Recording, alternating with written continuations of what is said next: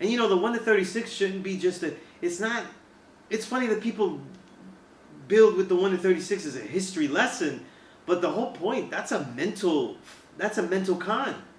You're supposed to be using the 1 to 36 not to see just your history, but to see the way the con is. That's the way it goes. I mean, that con is still being used today in many respects. You know what I mean?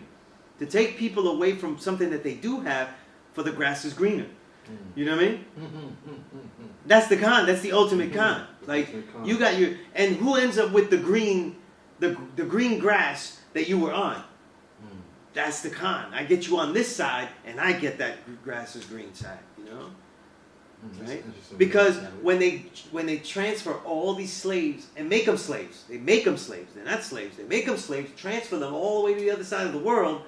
What gets left? The land and the resources. And it becomes easier to colonize an empty place.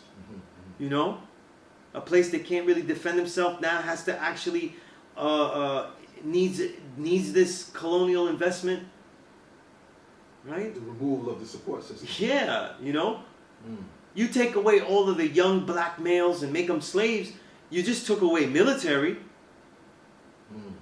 You took away any kind of policing, you took away all of that. So what do you have? What do you have left? You don't really have, you missed out on all the youth. You just have a lot of like older people that can't really defend the place like that. And most importantly though, you cause a lot of confusion, which is the root of the 1 to 36. The whole 1 to 36 though, a lot of it is about confusion. Confusion of desires, confusion of wants, hopes and dreams, right? Illusions, right? He likes the devil because the devil gives him nothing. That means if you like nothing, that means that you're under an illusion. It doesn't matter. It really doesn't matter what shade, what race, anything. Even the grafted man could learn something out of that 1 to 36. You know what I mean? Even the grafted man. Yeah, but it's one of the ultimate cons,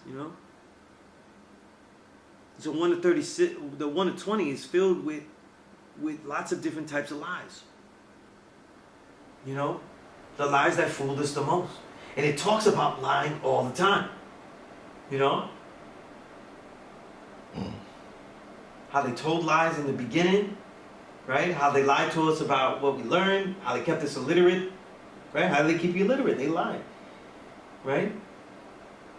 You don't just keep a people illiterate by not teaching them to read though, but having them read things, having them read poorly, having them at a low reading level. You know what I mean? You must do your own research, as I did. If Mecca did this.